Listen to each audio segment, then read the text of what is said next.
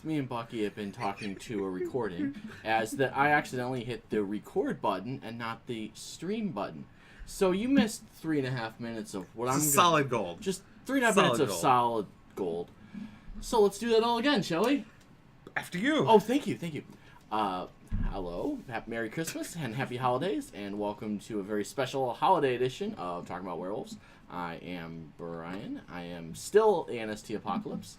And with me is Bucky, the man who still refuses to wear any official hats. Still no official hats. Just a happy helper elf. Lovable AVST.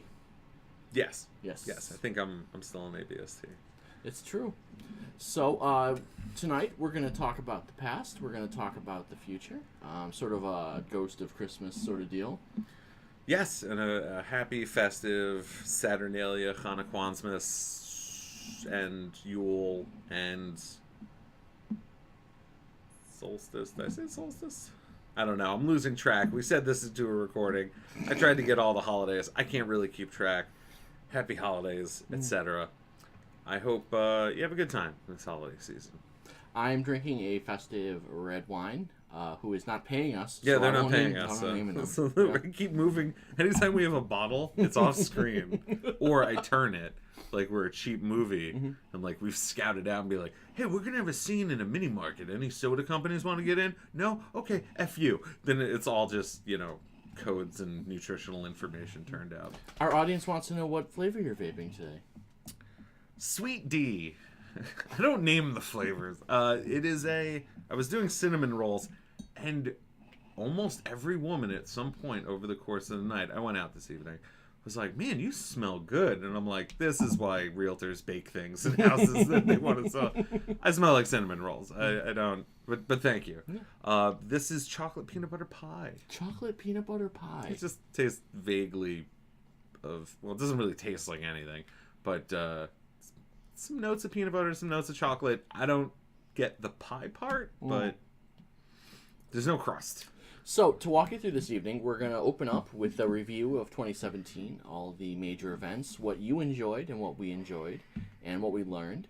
And then we're going to swing ahead and talk about what evil things we have planned for 2018. Maybe a few hints about MESCON this year. Just a few things here and there. Just spice it up. And, of course, we'll be taking your questions. Love the engagement. Love that you guys are all out there. So, yeah, that was the one thing we announced to the recording. We're over 100 followers. We are over 100 followers.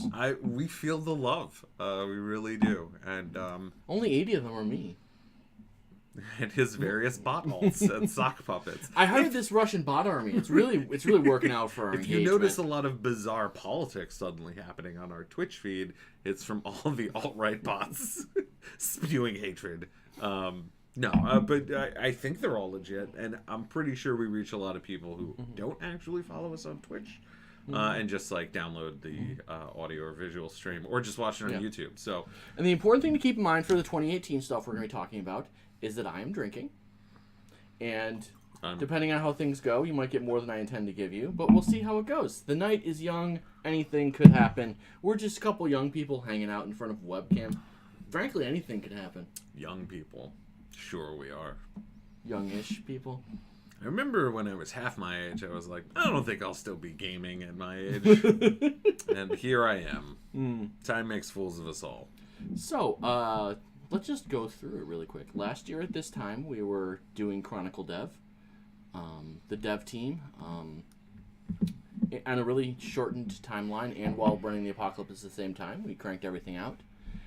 And we decided that we were going to try to run a chronicle as close to the book's narrative as possible. This is something MES really has never done, is just completely go by the book's story. The last page of the book, the idea was the last page of the book ends and our story starts.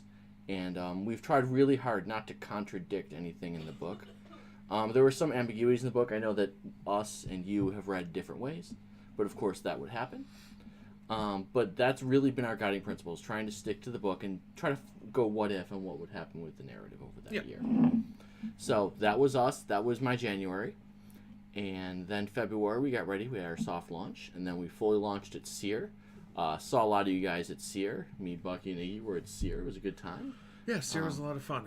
It's a big first game. Everybody was learning. Players, STs. Yeah, it was a good time. Yeah, I think in that event we had a lot of engagement with the quest system. I think that's the one thing a lot of people wanted to break in about the system. It was the thing that was new and shiny, and I'm hoping we're moving to a nice balance with the quest system. I still get a lot of less questions than I used to. Yeah, but a lot more just feedback on how it's going. I think currently it's being used generally for what it was intended to be used for, which is like loot, creation of loot, stuff like that, as opposed to just, I don't want to run a scene, so I'm just going to pick one off a random table. There's not a lot of that. But the tools are there to basically, for things that are abstract, that don't necessarily require RP, and you just want a pack of smokes to be a pack of smokes, you've got the quest system. Yeah, and in my mind, the quest system is very valuable when you're short on ST time. But when your ST has the time to run a scene and really engage with you and tell that story, I think that is not the time for the quest system.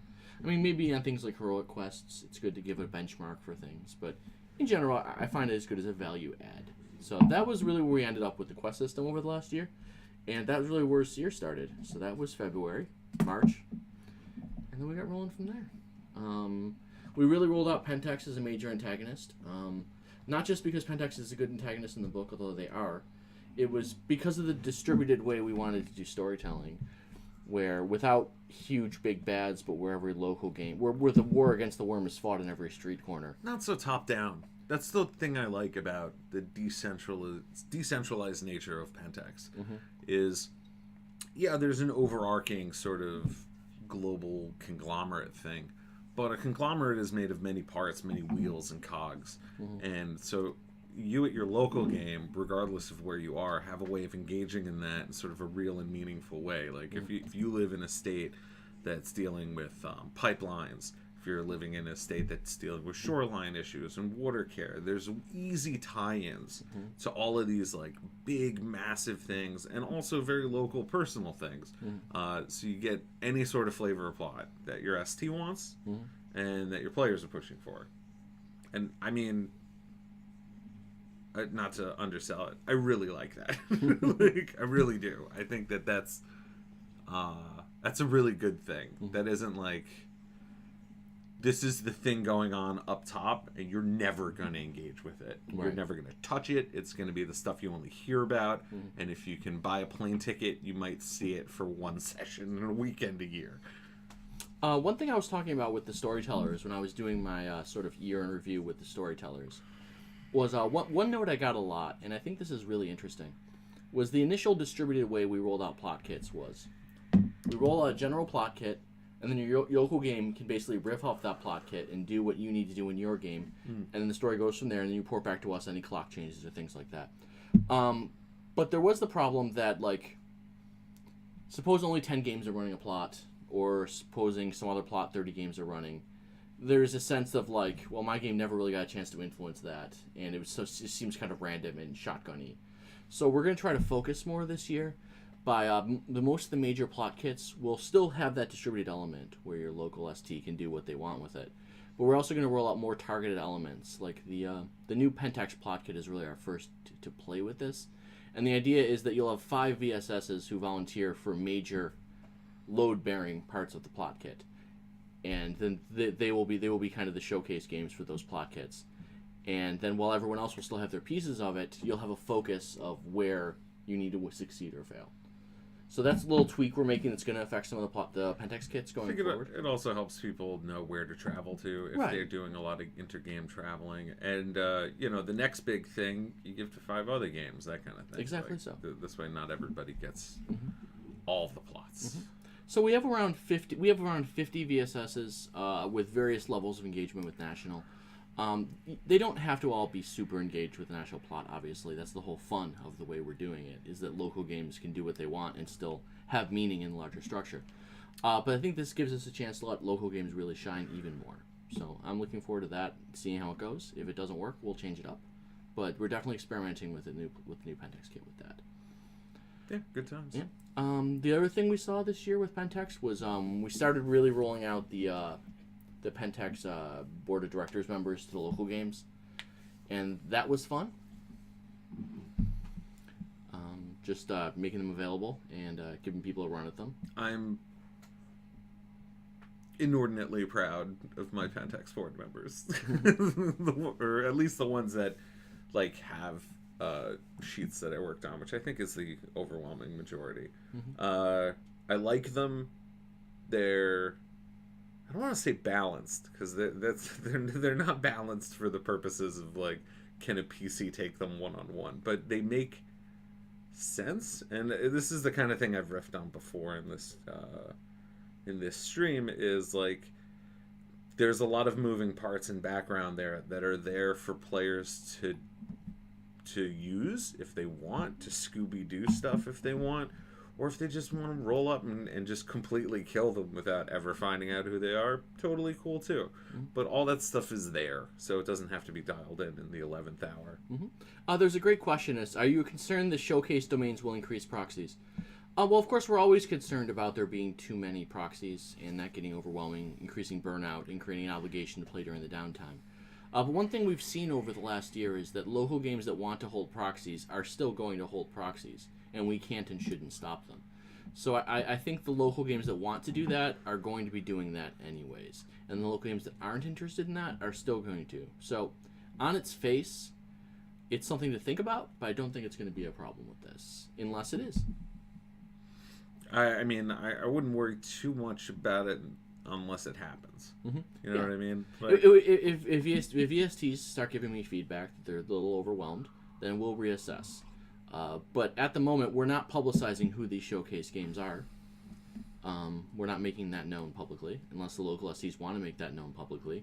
So it's entirely possible they can just have something that looks like a local plot that's actually one of these showcases.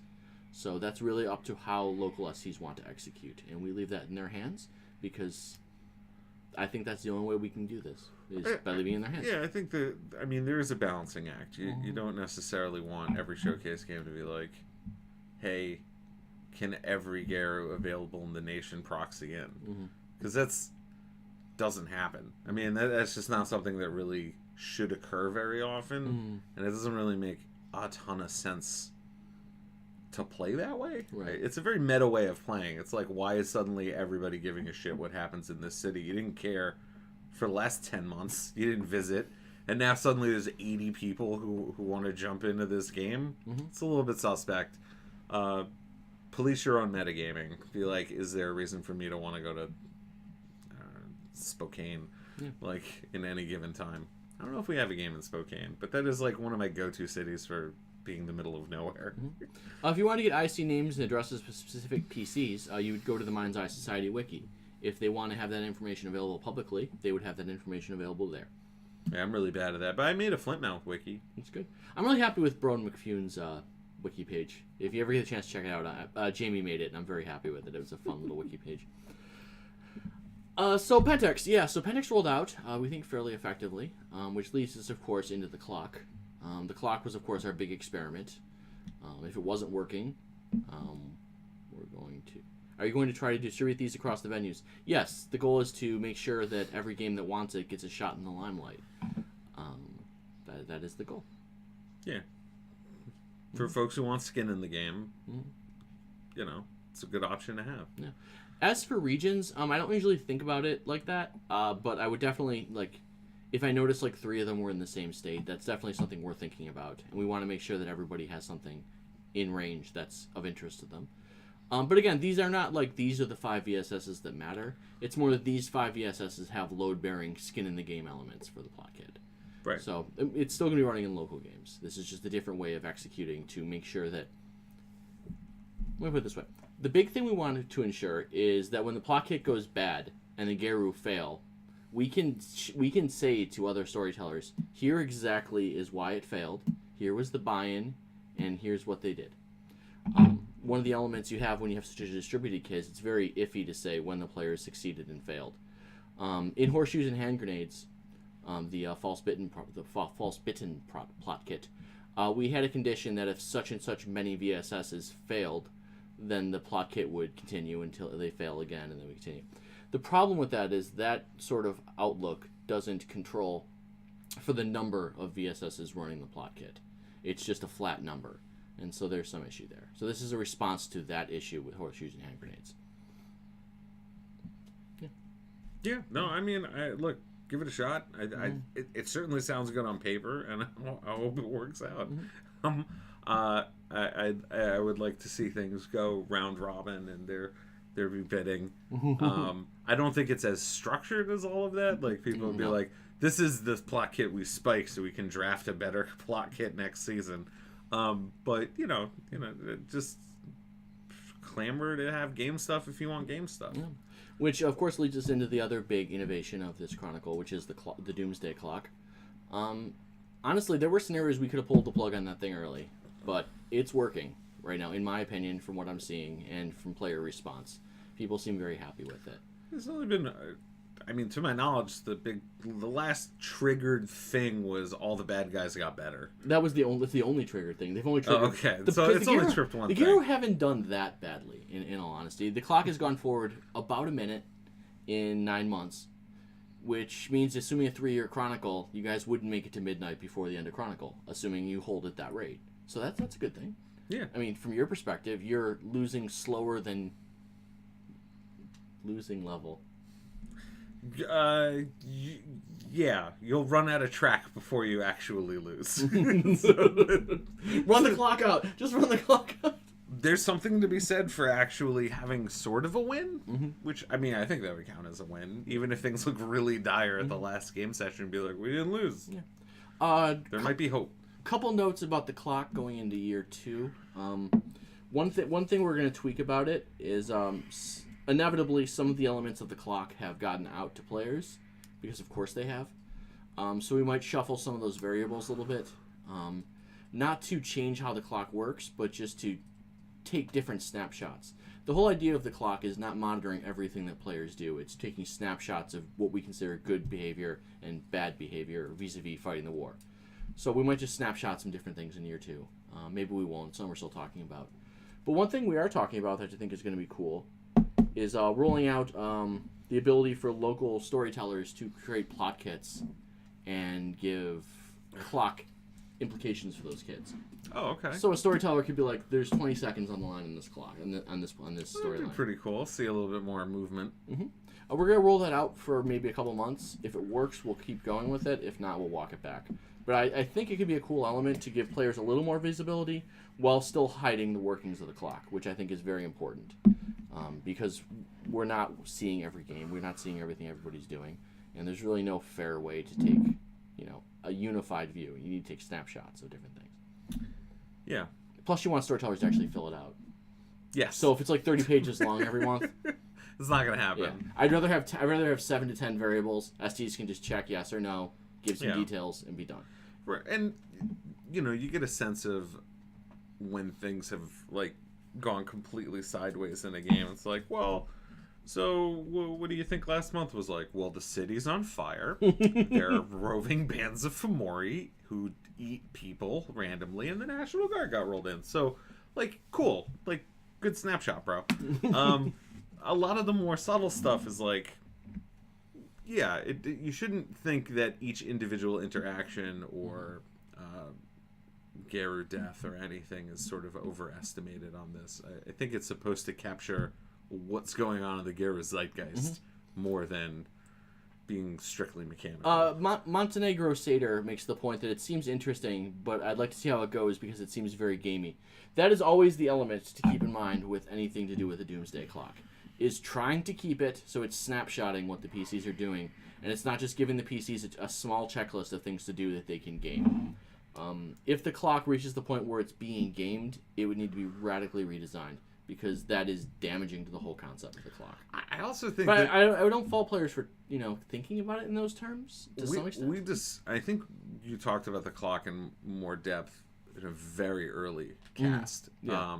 We spent a whole show on it, I'm pretty sure. There's good and bad things that happen in either direction of the clock going. If for some reason the werewolves just start winning baseball, right? Just annihilating the bad guys, everything's coming up flowers. That also triggers various big, terrible things or good things. Or crazy stuff happens in either direction. So I think that there's people are really only looking at it in one direction of like slowing it down. The only thing I'm seeing from the relatively slow movement, because it is balancing out, people are pretty much doing okay, is you're only going to get to see some of the craziest stuff if things go off the rails. But I don't really see. I mean, that's not something you can game. Hey, let's get like half of our game killed in a catastrophically bad way that makes us all look terrible. I don't see most players with the sort of investment they have in their characters lining up to do that just to move the clock, right? Maybe that's just me. I'm skeptical of that being like a legitimate issue. It is something I have to worry about, though. I don't know. I don't know if it's likely it is, but it's something I have to worry about. Heavy as the head that wears the crown. My awesome crown, yeah. So worry about it, but I don't know if I wouldn't worry too much. The other major plot lines that rolled out this year really rolled out in the August Eclipse event. We rolled out a lot of big stuff in August after taking a little slow before that, and we really developed some big things with the Eater of Souls storyline, which is a slow developing long-term storyline. That's the intention, is to make you guys aware of it and let you guys develop it on your own and see what you do with it. And then, of course, the NPCs are doing other things. But that's a more slower, longer-term developing thing. One thing that has very much interested me. Hang on one second. I've been more concerned for players putting stress on other players to get it right if it involves the currency of time. Well, at the same time, that is sort of the behavior you want in Werewolf. You do want to put social pressures on the other Geru to stop fucking up and killing the world. I mean, that's the litany. I mean, in sum and substance, if you were to uphold all of the tenets of the litany, if you were really protecting the Veil, I think that's one of the big ones. If the Veil's getting shredded, like, you should expect movement. You know what I mean? Like, you shouldn't just be letting everybody know they're werewolves because nobody's bothering to cover stuff up or use stealth or not rampage down city streets. But if people are protecting the Veil, if they're, fighting the worm where they have to and all of that, if they're following the litany, that is getting it right. Insofar as the genre goes. I mean, I think that's an in-game consideration. I don't want to see players busting each other's chops out of game about stuff like that, because I don't think that's appropriate. But there is an in-genre way of doing things right. Well, a panoply of right ways to do it. The book opened up multiple interpretations of the litany that are legit, with a lot of detail. Many pages on it. There's a lot of examples. There's a lot of text there. So there's a lot of guidance to players of like, this is sort of my litany philosophy. But I mean, I think people are just so used to sort of a more vampire worldview where like the tenets of the cam, right, are just tripped things that will get you killed. like the accounting only comes up when someone fucks it up and needs to get got. Like, nobody talks about it generally. They're like, oh, how is your accounting going? Have you progenied recently? Like, it's just not a casual conversation thing. So the traditions versus the litany is a very different way of viewing the world. The litany is all the time active. You should pretty much be discussing it and living that life. Where, like, the traditions are more like, I don't know. You only hear about them when somebody's about to get killed. I would say the framing on that might be the traditions are in a lot of way negative. Don't do these things, or where the litany is more prescriptive about you should act like this. I mean, they were written very similarly. I'm not gonna give the vampires a pass because they just don't give a shit about most of the traditions. They just don't come up. It's something that it feels more minor in Vampire. Like even things like domain. I mean, that's what you got in the litany as far as like who gets the spoils and like who controls even like territory and things like that, or something that at least Werewolves sort of like talk about. The second tradition is like of domain is generally like, oh, I guess we'll talk about this subgame if it comes up because we took over this part of the city. That You disrespected my domain, now I'm going to kill you. Again, it comes up when you want to kill somebody. But getting back to the August event, the big thing storyline element to pop out of that, of course, was the change in worm taint with the bitten. That was the big change. Couple notes on that. Now that we're 4 or 5 months past it, so far as I know, not one guy in PC has fallen to the worm. Word of none has reached my desk. Well, that's not true. They have, but they've all done it in like noble self-sacrifice. Well, yes, like but that. not not just nobody's accidentally gone to the worm, or kind of on purpose on accident. You know what I mean? Not that I've seen. And not saying it hasn't happened anywhere, but that hasn't gotten to my desk. The other thing that's really interesting about it is, despite the fact that none of this is secret. You guys have access to all of this information because it all went out in the announcements about the event. All of the Bitten know about this. Okay? Word 1 of this has not reached the back channel. Not word 1. Not word 1 has gotten to my desk about any PC researching what happened. Not one PC. That blows my mind. I'm not saying anybody did anything wrong. I think a lot of part of that is the Bitten just shutting the hell up about it, which I commend. Let's just not talk about it. But it is shocking that not one question about it has reached my desk, I see. It's incredible. That is not something I expected. I expected at this point somebody would be trying to figure out what happened, how to cure it, what it has to do with the eclipse. Nothing. So, that's interesting. I don't know how much more I can say about that, but it's interesting. I don't feel that bad for the Bitten. Bitten's almost free flaw points. Now, let's be real for a moment. The fact that you're automatically detected as a Bitten is like, that's where the flaw is. Everything else about being a Bitten is just sort of like, meh. Yeah, I gotta think, George, to some extent, I think it is honestly, while out of character, the information was provided to everyone. It does seem like in character, the Bitten have been very good at keeping it quiet, which is really interesting. It's not something to talk about. No, I think that's an impressive thing to see. It's a cool thing. There are no Bitten tribal counselors. No. Yeah. So there's a second, I think. I think the Get Fenris second is a Bitten. Well, we'll see. We'll see if that happens.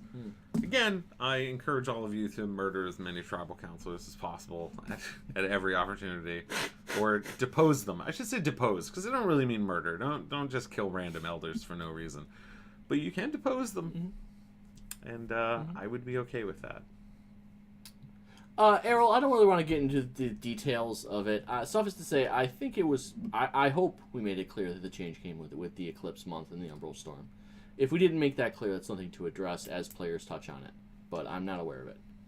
And no, I personally thought it was a retcon. Oh no. No. That was new with August. Yeah, it was just a thing that happened. Yep. So what other major plot kits did we have this year? We rolled out the board of directors. We rolled out Pentex stuff. We rolled out some Bitten stuff.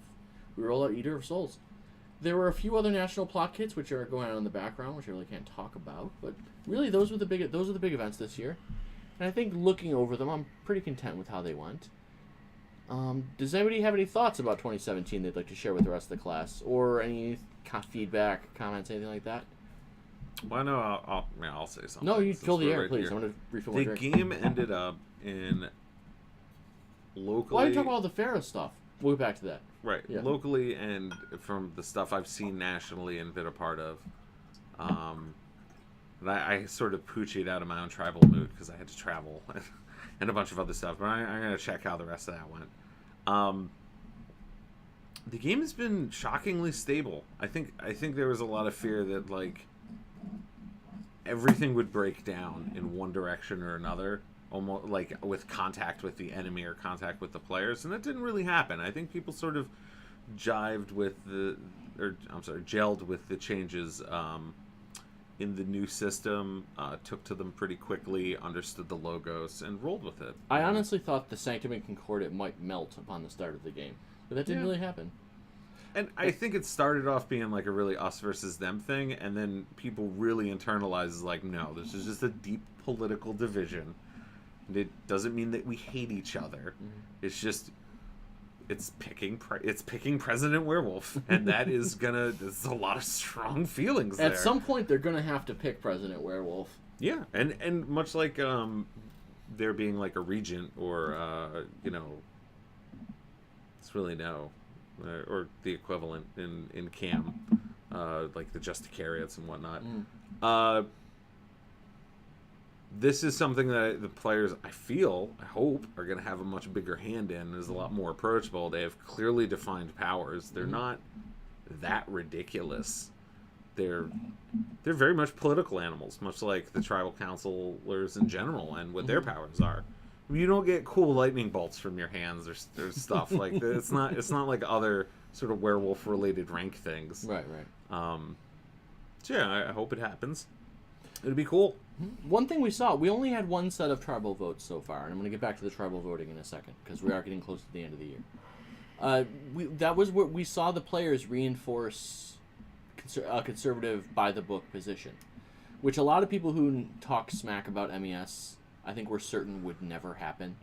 That MES is a bunch of happy fun time players who everybody just gets in the bus and whatever screw genre stuff. But when that did not happen. But when rubber met the road, the players enforced the conservative position, which while we were fine with the opposite, and I think we're going to get to the opposite at some point, I think that was just a heartening thing to see from our players, of the players standing up and saying, no, you know what? Well, and I think even more importantly, at least from a player's point of view, is now if it happens, they definitely earned it. You know what I mean? Because people have been doing stuff since that vote, yes. being like, all right, we're going to have to get them next time, like that kind of thing. And, putting in the work. Yeah. And that's cool. Yeah. So we are, there's been some question about this. I think I'm going to do a post about it, reminding everyone how tribal councilor voting works. But the basic idea is that when a proposal is pushed to a tribal councilor with enough of a voice behind it, I generally, and I've said in previous podcasts, it needs to be an elder, but really just anybody with enough renown behind them should push it to their elder. At that point, it gets to the counselor. The counselor talks with the other counselors, see if there's any chance in hell of the vote passing. And if the vote could pass, then at that point it comes up for a vote. There was a question last time because we only had one measure up for vote at last year's MESCon. We expected more. Which was weird. Yeah, we expected 3 or 4. Because there could be a bunch. Yeah. I mean, it's like the meeting of a Congress. It's like if it's the 217th Congress, they generally tackle more than one thing. But I feel like everybody was emotionally invested in that one thing and sort of forgot that they could do a dozen things if they felt like it and do all kinds of tweaks and changes. But hopefully people are like, okay, maybe next time we should add more stuff. Right. So I encourage players who want this to happen or want any other thing to happen. If you want to nominate someone for High King, something like that, it's a great time for you to push that to your counselor if you're a Geru.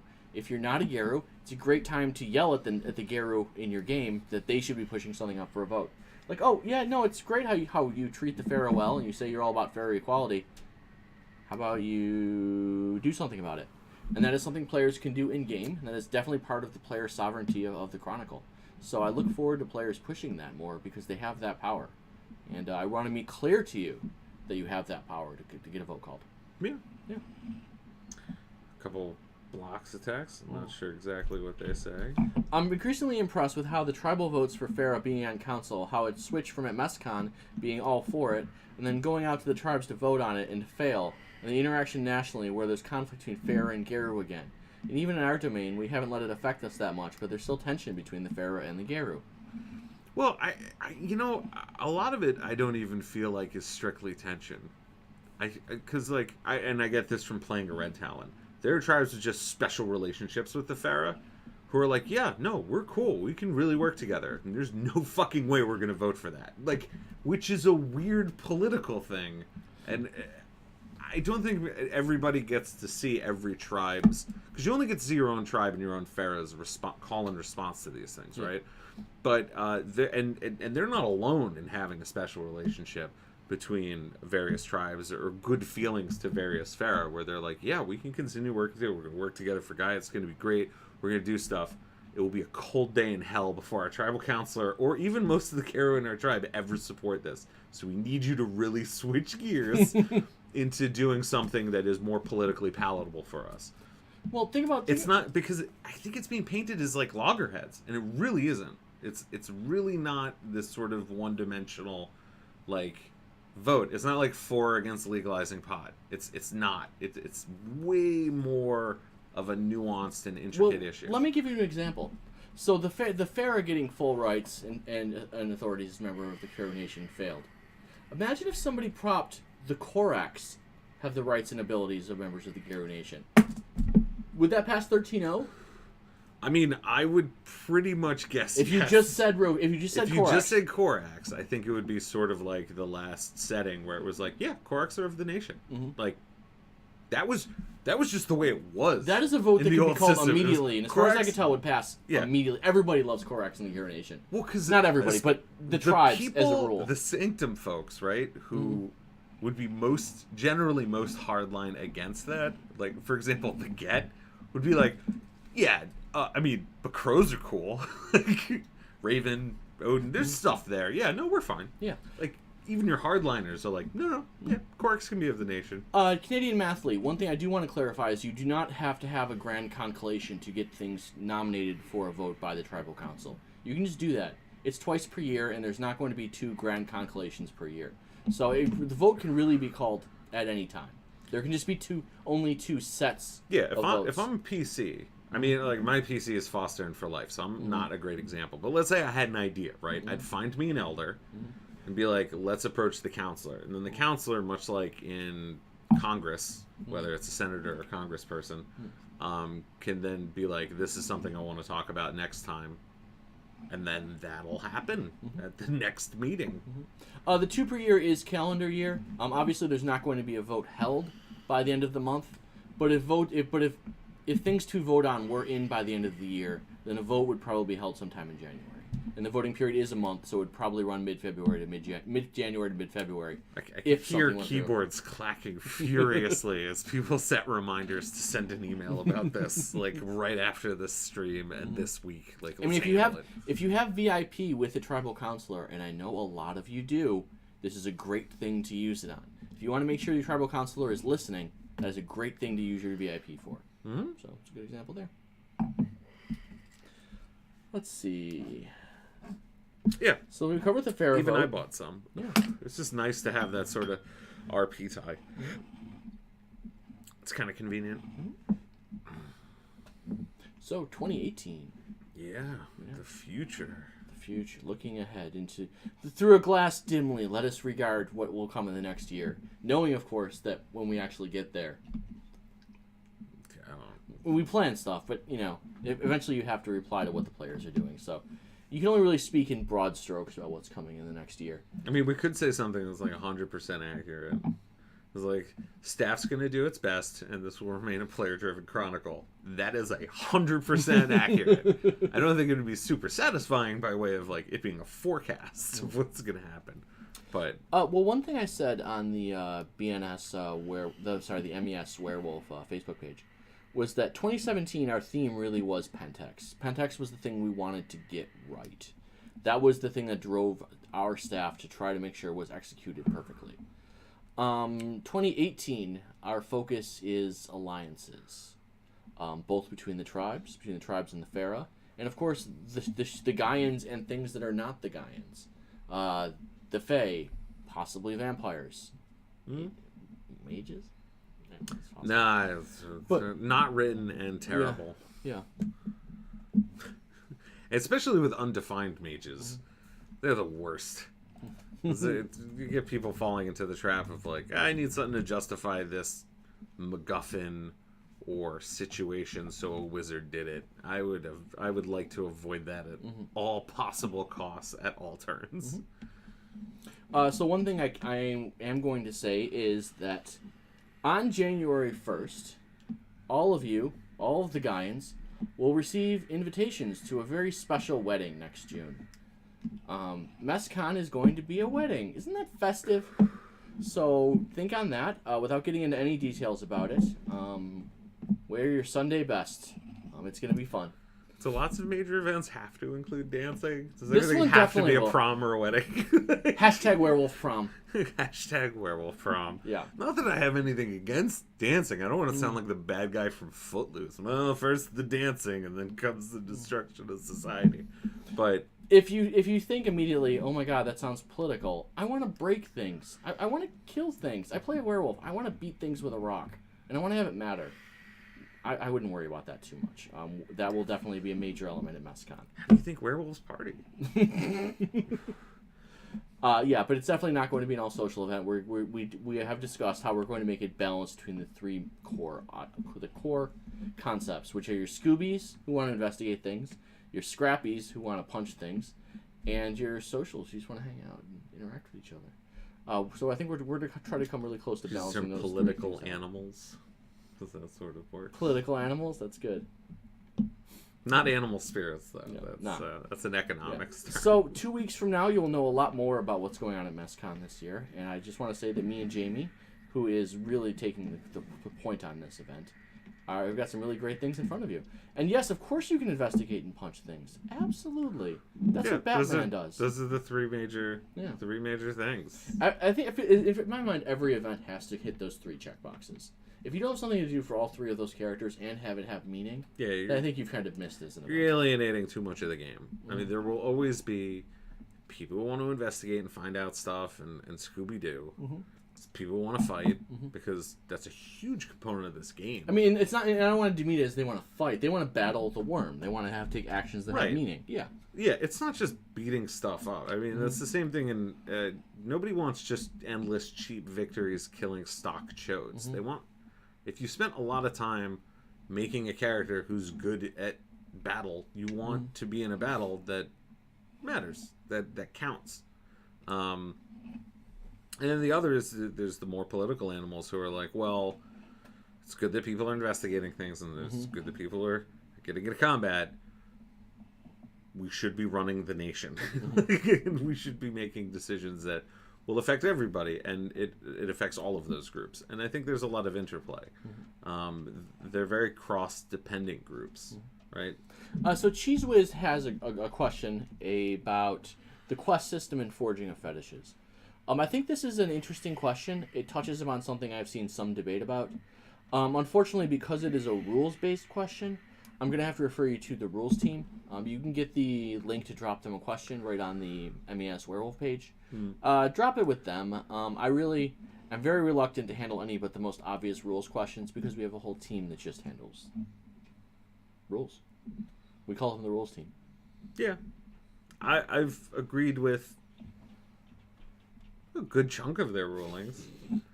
I'm an adult. I'm entitled to my opinions. I can say when I think they're wrong. But I think nobody's ever going to agree with anybody 100% of the time. Yeah, but I think that's part of the process. They're batting over 500, which is pretty great.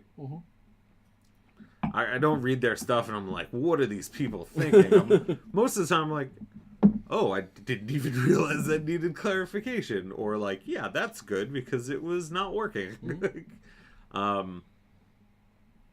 And yeah, so I mean, this is what they do. You got to hand it to them. So, but yeah, I think we definitely want to test.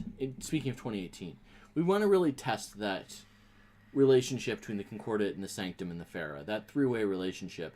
And one thing I think that is often a mistake that folks make is just lumping the Farah in as if they're a third faction. The Farah are actually all those different shifters with all their different agendas. What a Ratkin wants and what a Coyote wants are so different as to be. Oh yeah, absolutely. Really, I mean, it's the really idea so that hard. Farah is a block. That's a fantasy. Yeah. They are not. They're working together because they sort of have to, but they ideologically are extremely diverse in their beliefs. Vance, why don't you if you can drop me an email off thread, I will get you everything you need to get you set up. I'm always excited to have new domains going, and I'd love to help you out. So if you can email me at anst.garu@mindseyesociety.org, I will get in touch. You could type it. Oh my god, I could. I'm just no, that was a strong. Fill the air, please. Look at me helping away, and we're not even talking about Cookie Clicker. No, yet. Yeah, the Cookie Clicker stream will be back, I'm sure. Somebody had 4.5 septillion cookies, and so that was impressive. Well, I'm up to no. A lot. You got a lot of cookies. Yeah. Cookies for days. Yeah. What else is going on? Hopefully going on next year. More tribal moots. I'd like to see that. I'd like to see. I think we've had around 5 tribal moots so far. Tribal, if we count Pharaoh moots, I think we have like 7 or 8, which is a good number because it's all player driven. If you feel like you really want to have a moot to talk with among your breed or tribe, that's something to push on your tribal list. Yeah. And you can just do it. Yeah, you can just host it. At no point is an NPC going to say, unless things get really out of hand, we're having this moot. But when a player says, we need to have a moot, and other players go, shit, we had a lot we need to talk about. Then that in that case, the moots happen, and they've been going pretty well. Yeah. The one I was in was for at least the few days I was in it. Like I said, it sort of fell out. Yeah, it was cool. I like things. Oh, you should check up on the Red Tail moot. There's been developments. Okay. Yeah. Because like I said, first I had to travel, then it was Hanukkah, and I had a lot of engagements. So the holiday is winding down. It ends the 20th. So I will probably check tonight. Wendigo Quest thing. Talk to your storytellers about it. That's not us. Not really. I think I don't know. Honestly, you might be right. I don't think we have anything pending on that. Why don't you kick it with a rock? Just give it a good kick, George. We'll see where we are on that. Kick the rock. And this is probably the best thing I could give advice to anybody about. If you're waiting on something for more than a week, bump it. Bump it. I get 200 to 500 emails a day. I try to get to everything, but 200 to 500 emails a day. So if something doesn't get a reply, do not be bashful. For your voluntary position? Please bump emails. And if you're talking to a AA, AANST, please bump it with them. And if they don't respond after a week, bump it to me, and we'll deal with it. I've seen almost no case where the stuff doesn't get resolved at that point. I think it's just the best way to go. So don't be bashful. Bump. Always bump. Yep. No one will be upset that you bumped an email. No one will be like, how rude of you to bump an email. How dare you? We appreciate it. We appreciate it. How dare you? Well, it's better that than, like, after session you go to Denny's and you're like, this fucking staff, they don't respond to anything. Yeah. You're like, poke them. 2 clarifications. One, that does involve the email lists. I do read every email list in the game. So that is why that number is so ridiculous. But there are a lot of player emails in there, too. But that is another great point, guys. There is a chain of command in MES. It's one of the great things about MES. It's why MES is able to function. Use your chain of command. Coming to me with general questions about things, I'm fine with that. I like talking to people. But don't ask me about a scene you're in. Don't ask me a super specific ruling that has to do with something your VST said. Use the chain. Talk to your VST. If you're having trouble with your VST, talk to your DST. If you're still having trouble, talk to your ARST.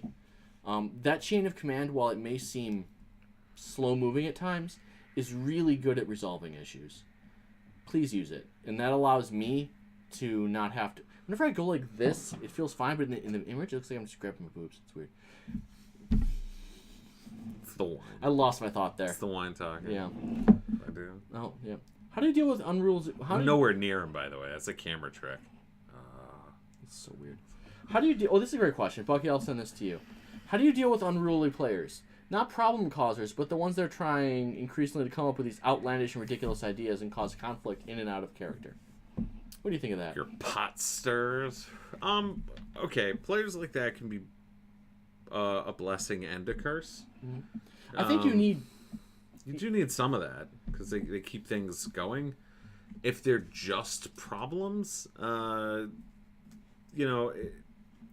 see it a lot with various dead boys. That's usually... Is that a term I should unpack? No, that's a Buffalo one. Why don't you unpack that? A dead boy? There were various dead boys. It's generally dead boy and then followed by their name. So, especially if they have a relatively common name. But if I was a dead boy, for example, I would be Dead Boy Bucky. Dead boys are the type of players who come in, don't really have a grasp on what's happening or particularly care to learn, make a character, and then generally die within 3 months to return wash Phoenix-like, rinse, always repeat from the ashes to make a new, also offensive and outlandish character who's like, with the type of concepts that you're like, well, this is guaranteed to get you killed. And they just do it, and they keep doing it. And some of them have been doing it for years to the point where we're like, oh, I mean, he's a dead boy. I mean, that's what they do. Dead boys are okay. They're one of those elements you need in the game. I'm going to work in Durkheim again. Oh, God. Okay, go for it. Hang on. So under a consensus model in, like, sociology or criminal justice, right, you have the concepts of folkways and mores, right? Mm-hmm. Mores are like those things that really bind us as a society, right? Murder is wrong, and that's like a more. Folkways are like anything from who it's appropriate to date to like how to eat your meal. It can include etiquette and minor things.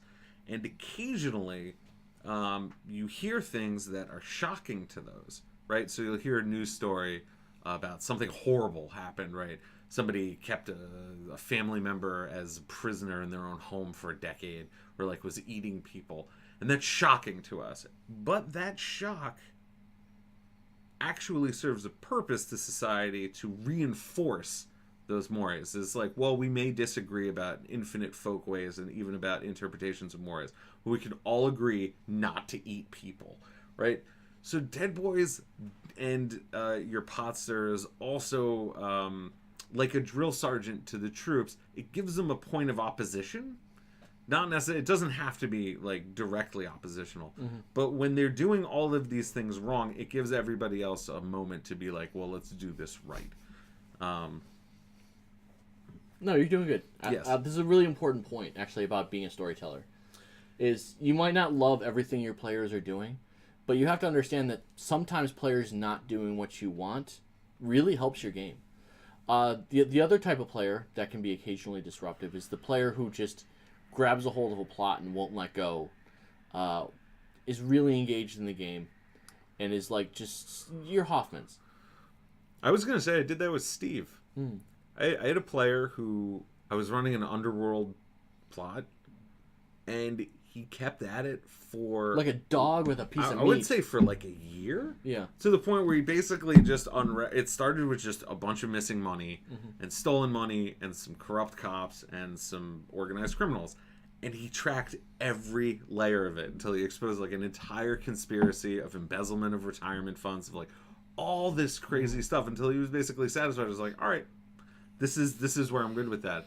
But that makes your game world rich. It makes the headlines of the next day. It's like, well, the chief is resigned, the mayor's being impeached. Like, crazy stuff can happen in your game because you let players run with plots. And you don't have to like everybody who's in your game. There's disruptive that's okay, and a little bit of chaos is fine. You don't want out-of-game disruption. You don't want people who are bullying or harassing. That's verboten. But in-game stuff that's a little bit on the crazier side, it'll make you a better ST. Learning to deal with it. Learning to deal with it. Learning to riff and looking like you planned it all along. And how to deal with them in the sense of like a claymore. How to face them towards enemy. To keep them busy and engaged, and to use their energy, even if to engage other people. To engage other people. So if they really they're really about X, right? And they've been denied it, and people are like, that's dumb. But when X comes up, let them have their hero moment. Be like, I've studied my whole life. I took all my lores to fight necromancers. I don't know why necessarily in a werewolf game that would be your jam, but let's say that's what they're about. If at some point there's a Giovanni plot, let them wear that golden crown and feel great about it. Oh, that's another great ST point, yeah. Oh, let people have their hero moment? When players are hyper-specialized to do one thing, and that one thing comes up, and the ST says, no, that doesn't work because why? That is crushing to those players. Should we give them the example? Not to, like, raise wounds in anybody. I want to swing back to Dead Boys for a second, because I do have a bit of advice for storytellers about having Dead Boys in your game. Sometimes Dead Boys pan out. They do. They turn into real players. I'm not speaking of anyone specifically. I'm just saying the concept of there are a lot of Dead Boys. Like, I don't want you to think this is a rare Buffalo term. I can name 4 Dead Boys. And I love some of them. They're great people. I do. I'm friends with half of them on Facebook. That being said, one thing as a storyteller you have to keep in mind is a lot of times there's a residual Okay, you know when players cackle about the storytellers, like, oh, he's so evil. Oh God, he's gonna do such terrible things to us. He's a monster. Oh, that shouldn't be how you act as a storyteller. Players love playing that game of talking about how evil their storytellers is. Lord knows I get that plenty. That's not your job. It is part of your job. It is not your job. So this first ed D&D thing of like the players make a mistake and then you hammer them and hammer them and hammer them for making a mistake. Like if a player does one stupid thing and then you spend like months and months having like a hunter incursion because the player did that one stupid thing, that's good once in a while. It's a flavoring. But if you are always punishing your players for being dumb, you're never going to stop punishing them. And the other thing is, well, let me finish this point and I'll circle back because I'm tangenting. Is that as a storyteller, it is the one. As the storyteller, you have a godlike view of the world. You know everything that's going on, and you know most of what the players are doing. The players will almost always make the completely wrong interpretations of what you're doing. No matter how clear you are, no matter how much you sock puppet it, the players make completely different interpretations. I want to make one side note too. It's not that they intentionally play PCs. That to be clear. That should be clear. Most Dead Boys don't necessarily grok why they keep dying. Sometimes they get confused about it. Like the guy who played a pyromaniac 5 times in a row. Yeah, he was just like, I want to play a vampire who burns this city to the ground. Like, it's like, okay. It's like, I took the flaws. I'm deranged. I'm a serial arsonist. I'm like, have fun. The point is, when you have a player like this who's doing this stuff with their characters, resist the opportunity to punish the entire game I see for that character with your antagonists. Don't disregard what they're doing, but resist the urge to make everyone else's life hell with the NPCs because of what that player's doing. Yeah, the 3-month rule is, I generally don't consider a character matter. This is one of the reasons why I don't get, what is the term, pre-bleed or anything. Until your character lasts for a quarter, you're not a character. Like, I don't care how psyched you are, what you've written, or how much you've done. You have to actually play them for over 3 months. Now, this isn't just that they survive and you don't get attached to something that dies quickly. It's also because people will end up playing a character and 3 months in, they'll be like, you know what? I don't like what I built. Mm-hmm.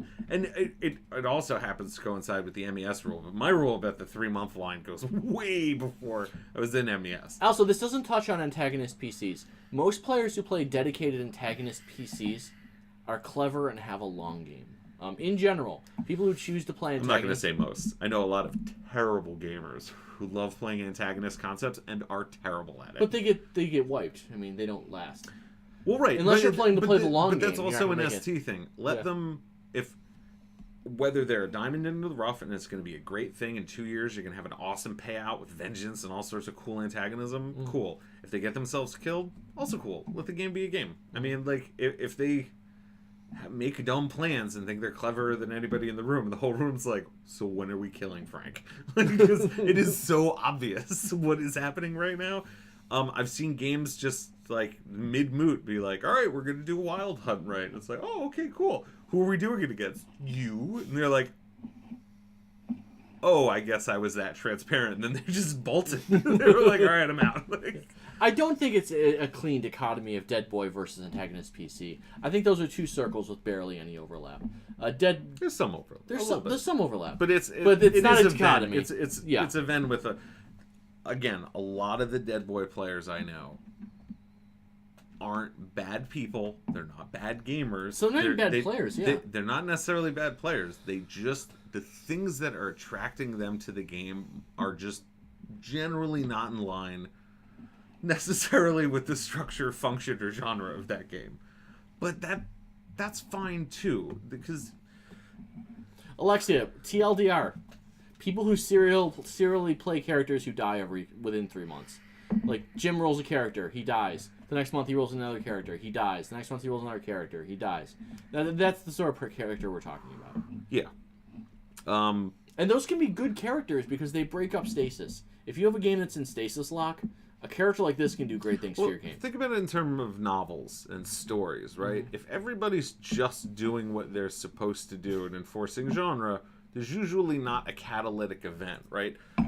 And while that can be in the background of a story, well, for example, the opening of Bloodlines. I don't know if anybody's played the Bloodlines video game, but it's actually it's a pretty fun game.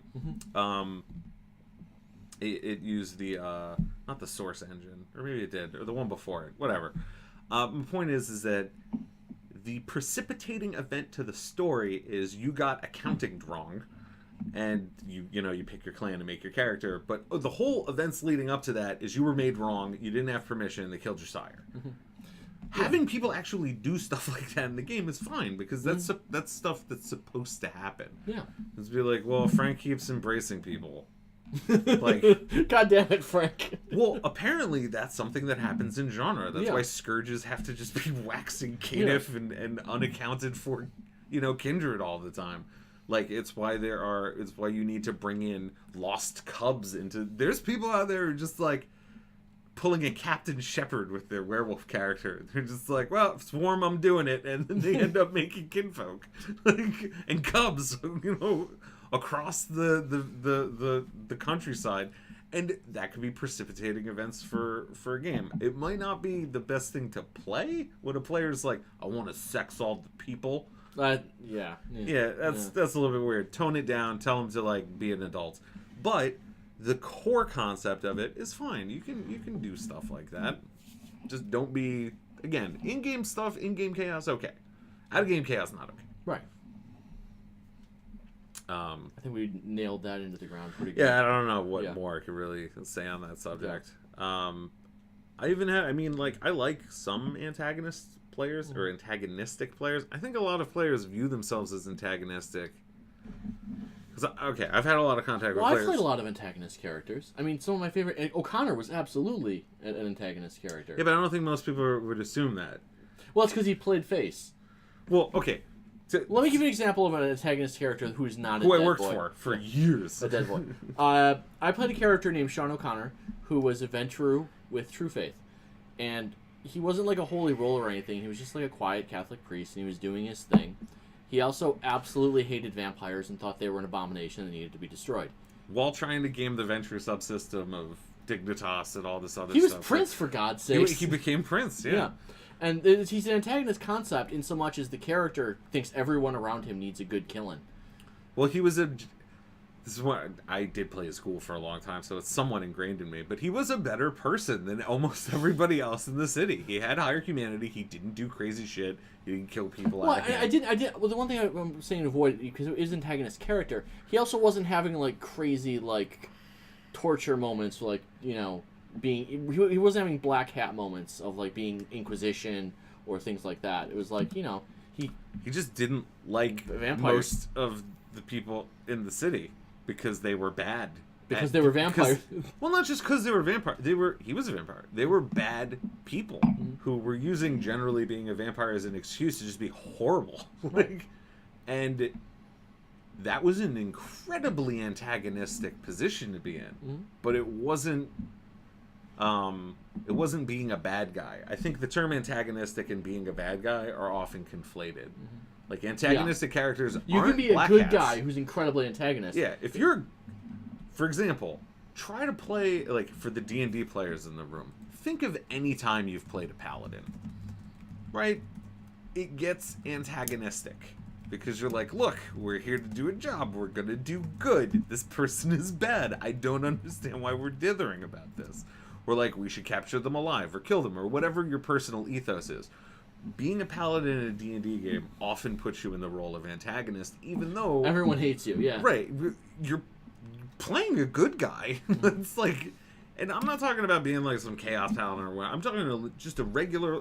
Just play lawful good and see how cooperative everybody Well, especially is. in Vampire, actually playing lawful good can make you incredibly antagonistic. Yeah. Yeah. Well, I mean, I love playing characters, especially vampires who are like, hey, I'm on humanity, as are most of us. You know what's not good? Killing people. Could we not do that and fall to our beasts? And everybody's like, this fucking guy. Like, shut up about humanity. Stop reminding people. I called for my own beast trait check. I was like, oh, I do have a lot of beast traits, and that is a lot of fire. And then I went screaming That was from the room. hilarious. I was like, oh no! It just ran out. So you do have to police yourself with some things, but antagonism doesn't mean being bad. It just means being... Or disruptive. Yeah, it just means being in opposition to something. Does imply a protagonist, but a protagonist also doesn't have to be a good guy. Well, every character in the game is a protagonist. That's one thing people forget. Every character in this chronicle is a protagonist. They're all the star of their own story, and I think when we overlook that is when we get into trouble. That's both true as in other life players as well and as a storytellers. game. Yes, absolutely.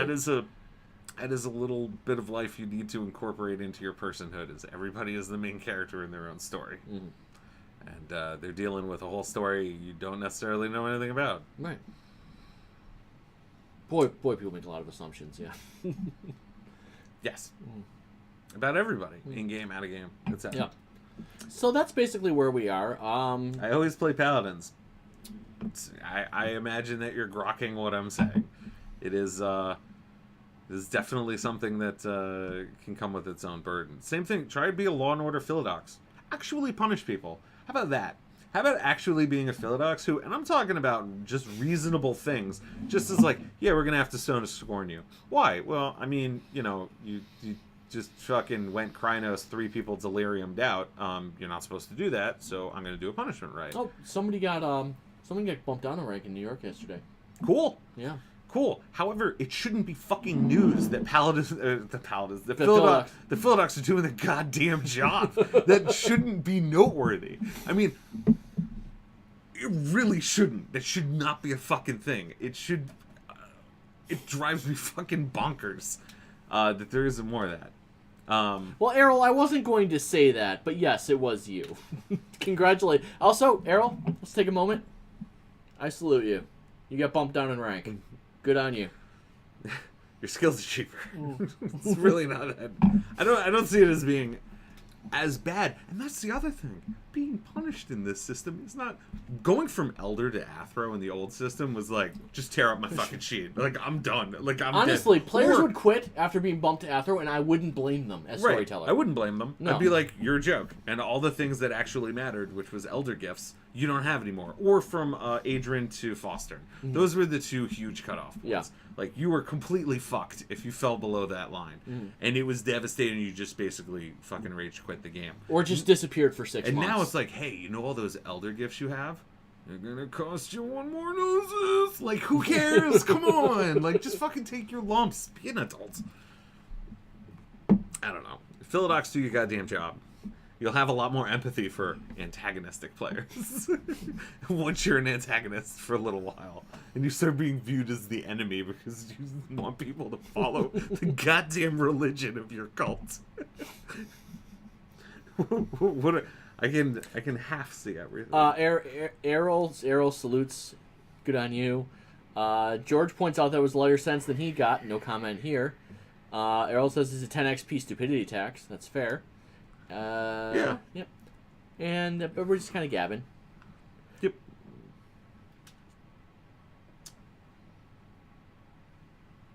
Okay. Say you're playing a Philodox, but you're not the truth catcher of your sept. How doable is punishing other PCs? That's a good question. With the new system, I mean, it's very truth catcher focused. Yeah, you generally just have to go to your truth catcher, but you do have if you're in the same auspice as them, and you're like, hey, we need to do Philodox things, it does put them in a position where they're like, okay.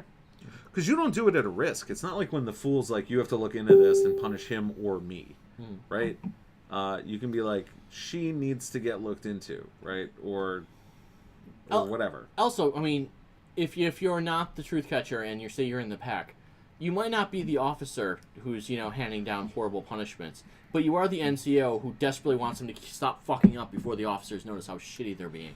Right. Like, the Philodox in your pack's job is to keep you from being run over by the truth catcher. Bear in mind, if you can run a punishment right, have the recipient of it try to stop you. I mean, seriously, if you're gonna like, I would say more. It's just like the Philodox in your pack's job is sort of your political officer. He's like, guys, you shouldn't be doing that. This is a terrible idea. Stop doing this. If your sept leader is your and you should captain, listen to him because that PC is going to keep you out of trouble, and that's their job. If the sept leader is a captain, then the truth catcher is their XO, and you work for that executive officer. You are trying to enforce their rules. Because it can't all come down to one XO. It just can't. Well, a lot of it's, and this is the same thing when we talk about the renowned powers of the tribe of the sept positions. They have those authorities if they spend the renown, but a lot of it is just soft power that they could spend the renown. Like they could spend the renown for auspicial purview and shut you up, or just literally saying the words "This is my auspicial purview" has gotten people to back off. Yeah, they're like, "Yeah, you are ragabashing, okay." And if you're philodoxing, you're like, I'm philodoxing right now. Can you not? Like, it has power. There's power there. I guess we're already entrenched in the Q&A section. Is there anything about 2018 that we didn't cover that we want to? I mean, a lot of it's structural stuff about how we organize. Like, honestly, a lot of what my actual job entitles is very kind of boring. Like organizing plot kits, making sure everything's herding in the right direction. I can testify to that. It looks boring. Oh, thank you. I enjoy it. I mean, I don't... I know. You're broken in just the right way. It's really true. As I've seen people burn out on this, it's like, you are perfectly built for this. Oh, thank you. That being said, but I mean, the big thing in 2018 is just keep doing what we're doing, ratchet up the tension. One thing, players don't like when they lose. This is rough in Werewolf, because you're losing. Well, also, assuming this is a 3-year storyline, year 2 has to be the Empire Strikes Back. Year 2 has to be the year where everything is bad. But I also know if we make it too bad, players won't be content with that. I don't know if it has to be Empire Strikes Back. It could, but it is the Empire Strikes Back part of the story where you get to the meeting with the goddess. I understand that, but it could also be that they win at baseball and the unintended consequences of their own perceived victory then begs the question, what price victory? Well, that was, in its own muddled way, that was the whole Anti-Helio storyline last time. Right. I'm just saying that it doesn't, don't look just for, and I'm saying this to the audience as well as Brian, don't just look for prosaic interpretations of the Campbellian arc. There's many different ways of interpreting the arc. Yeah, and I think if you're too slavish to the Campbellian arc, you can get trapped. And you'll see things like Lost Jedi, which really is so trapped in the Campbellian cycle that it's unable to be its own story. I've heard... I really don't want to get into it. Well, I'm not going to talk. I haven't seen it, so there's really nothing for me to get into. I look forward to seeing it. I like all of the Star Wars movies are deeply flawed. I mean, I saw some of them when I was younger, and I didn't know that. But if you go back and watch all of them, any of them, you're going to find a host of problems. Except Empire. Empire is perfect. I disagree. There's very few perfect movies. It's like, I agree. Empire is one of them. It's like RoboCop, Predator, Die Hard. Well, we're showing our age. There are other really good movies. Well, you said perfect movies. Yeah, there's not that many perfect movies. But some of them are really good. Even one of the most lauded movies, Citizen Kane, has the just glaring, open-ended pothole of a problem is who the fuck is he saying Rosebud to? The whole point of the goddamn movie is totally unaddressed. There's no one there. He just dies. And for some reason, we go on this psychic journey to find out what the fuck he was talking about. And people are emotionally invested, and there's an aha moment at the end. To what end? And that's considered one of the greatest films ever made. I think it's by almost definitionally the greatest movie ever made. Well, it's always in the top 3. But yeah, it's really good. And it has a glaring, just massive plot hole. This has been Bucky Hates on Great Movies Hour. No, it's look, even though I can be an incredibly critical person, I do actually like things. I even like things that are not that great. Like, I like B movies and things like that because I like them for what they are. But if you want perfect films or perfect anything, you're dealing with the Nirvana paradox. Anytime you look at something, you're like, well, it's not perfect, so it's crap, or it's the worst movie ever. No. None of that works that way. No solutions are perfect. No movies are perfect. You're not going to walk into a theater and see the platonic ideal. There is no infinite jest. You're not going to be fine with it. It's not happening. I'm just a pragmatist. Like the things you like. They don't have to be perfect. You don't have to defend them. It's got its problems, but it's still fun. I just hope that they're, actually good. What is that? I don't understand the emojis that we allow people to have.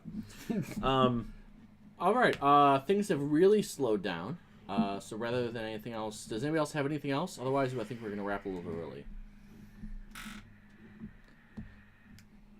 If I could have a talk show where he rags on the things he hates. That's my life, bro. That is my life. Yeah, too real. Hashtag too real. I do hate a lot of stuff, though. Well, I've gotten 17 emails since this podcast has started. I wonder how many of them are council vote issues. Several. Good on you guys. So, yeah. Okay, so Q&A time. We're heading into a new year. Is there anything you want to say? Because I got a bunch of stuff that I think would be great for next year. It doesn't have to be realistic. I'm just going to open with this. First of all, an important point. Cheese Whiz, don't worry about us sending us off on a tangent. That is unavoidable, unstoppable, and is just going to happen. So, you're doing fine. I almost went off on a Shadowrun tangent when somebody messaged Chaos players, and I'm like, look, have I been the only Street Sam with a full gyro mount and an Ares cascade full of disappearing ink and just bandolier of pies going through a corporation? Because if I am... What? Exactly. Sometimes you just have to have fun with the system. It doesn't have to make that much sense. Still working on my Black Fury drone rigger. That will be my next character. I'm popping invulnerable drones. I really don't know if that works. Oh no, it works. It works. It'll be a 3-point fetish with a 2-point supporting fetish, making it indestructible and insulated. Lexi It's asked. gonna be great. Lexi asked if the game ends at midnight. If the clock actually hit 12 a.m., I think the game would get so dark that most people would probably quit playing. I'll leave it at that. Session begins. Everybody has 6-ag. You have no noses. The sun is dead. The sun is dead. You can hear the plaintive wails of mutants eating their own children as their last form of sustenance. You have to live because nothing grows anymore. Everyone is forced to live in caves deep underground because the surface has become unsurvivable. Geru go up every once in a while to scavenge for supplies, but they can only stay up as long as their regeneration allows them to exist without oxygen. The elite, those with gnaw, dig tunnels all day with their mouths. Children go outside in special suits, racing out, grabbing a bucket of ice, bringing it inside, and getting the oxygen they need as it slowly warms in their cavern. Yeah, I think that would be really... Of course, always on the lookout for the murder worms that walk the frozen earth. Yeah, by the same token, though, you could lose and the world could end without the clock really moving. You could just mess a bunch of stuff up and hand the victory to the bad guys. Like, that's... Well, I mean, there are always crisis moments when things could go bad. Yeah. But we have been trying to avoid having those sort of events. Well, I mean, because they're dumb. If there's just a rocks fall, everybody dies. You shouldn't have pulled that lever. Yeah. That's not narratively sound. Hang on. The Fallout universe is fine. It's a prequel to Adventure Time. Everything's fine in Fallout. Take Fallout. Now turn the sun off. Now it's 3 degrees above absolute zero. It's not Fallout. Fallout has ammunition and food scattered haphazardly everywhere. Sinks, toilets, empty fields. Literally everything runs around with edibles stuffed inside of it. Every rad roach is a piñata filled with delicious food and maybe other stuff. It could get way worse than Fallout. Yeah. Because Fallout gives you Adventure Time, and that's okay. Fallout also just gives you Fallout. Yeah. Fallout's fine. Yeah. But Fallout isn't that bleak. It's not. You can just be like, hey, what's going on? Power armor? What? A bunch of emotionally void ravagers for me to just loot and kill. And I'm glad they spawn here every time I fast travel. Infinite baseball bats. And the other thing is, it could get to 11:45, and the Age of Apocalypse could end, and everyone gets a great cairn, and we're back to revised, and everything's okay. I mean, it won't. I don't foresee that, but Could. Yeah, it could. I think 11:45 is probably as likely as 12 midnight. I think both have difficulties that are structurally built into them. I'd like to see it become 9 o'clock and watch the shitstorm happen. Welcome back to the First Age. Just They were exalted. stop aiming everywhere to prevent midnight and go the other way. Just win. Win so hard that the game tries to murder all of you. Suddenly they're solar exalted, wandering around doing their own thing. The Age of the Rat will come. Yeah. I mean, I look forward to seeing what... I like just seeing what happens in these games because I like things that are player-driven. I really do. I think they're great. And they make me happy because I have no idea what this number of players is going to do at any given time. They're basically impossible to predict. Oh. And it was one of the things that initially I was very grumble about with plot kits. When it was like, well, when you're writing a plot kit, you should write how you want it to end. And I'm like, well, how the fuck do I know how it's going to end? I mean, I'm running a scene with 6 players. I'm not the one making decisions. I shouldn't know how it's going to end. I'm not psychic. It could end. They could kidnap everybody. They could evade everybody. They could decide that they're going to be bigger people about the whole thing. She could become the leader. He could become the villain. I don't fucking know. I always found that to be just like... Well, it's a great note. Whenever I write a one-shot or a plot kit, I never write the third act. I never write the final act. Yeah. The final act shows up based on the first 2 acts. You have no idea. Yeah. You can't write an ending before the players show you what the beginning and middle are. Definitely can't do it for hundreds of players. I mean, the storytellers set up the beginning of the story, generally. The middle belongs to the players. And you don't know what the ending is till they've done something. You just don't know. Yeah. You can have scenarios where you're like, well, I know what happens if they do nothing. Right. Right? And I know I know what happens if they prevent something from happening. But those are really the only 2 scenarios where you can confidently say how it should end. Right? And even then, good luck. If you've got some doomsday MacGuffin that they managed to disarm, if you think those players are just going to throw it into the sun and not bring it into their cairn and try to figure out how to weaponize it, I'm just saying the stories don't end there. Yeah, I don't think any one of our national plot kits is longer than like 5 pages. Definitely not more than like 4,000 words.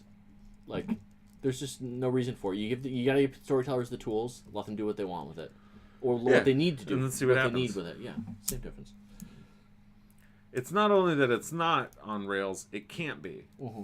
It's not an amusement park. This isn't Railroad Tycoon. There's no way of doing the game that way. Mm-hmm. And I think it's a healthy attitude for STs to be like, I have what I think's gonna happen, and then I have the sort of understanding that what I haven't even considered might happen is what the players do.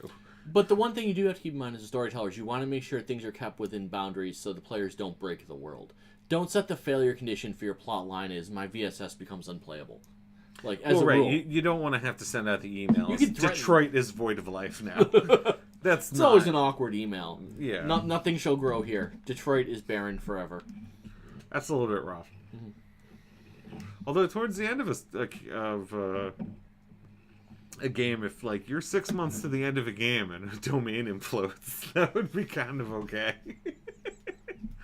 All right, that's a little bit of gallows humor, but still. Anything else, guys? Because we've been yammering. It is the holidays. We just wanted to come and spend some quality time with you today. Yeah, because we heart you. You're why we do this. We still have no commercial gain from this to speak of. If anything, it costs us money. Oh, oh my, yes. Yeah, yes. So we heart you. If you got some questions, it was basically an active month on the Facebook group. You guys just don't like it. Like, I don't know what it is about. I'm like, hey, you guys can post stuff that we're going to talk about next episode. I'd rather not. Just nobody does. I don't know. Maybe it's me. Is the incarnate spirit of Christmas going to give the nation a gift? No. No. Why would the spirit of Christmas get an incarnate? I don't know. You said it, not me. Yeah. Krampus. I leave any Krampus adventures to your local STs to engage with you as they will. But I think for us... If you want a very special holiday episode of your own game, go nuts. But that being said, have a lovely evening, have a lovely holidays, and we will most likely see you in the new year. So, Merry Christmas, Happy New Year, Happy Hanukkah, Happy everything. Blessed Kwanzaa, Successful Kwanzaa, Yule. I believe. Successful Kwanzaa? Sure. Successful Kwanzaa. Whatever you celebrate, and like I said, even if it's nothing at all, hug the people you like. We'll see you next year. Peace All out. right. Cheers, guys.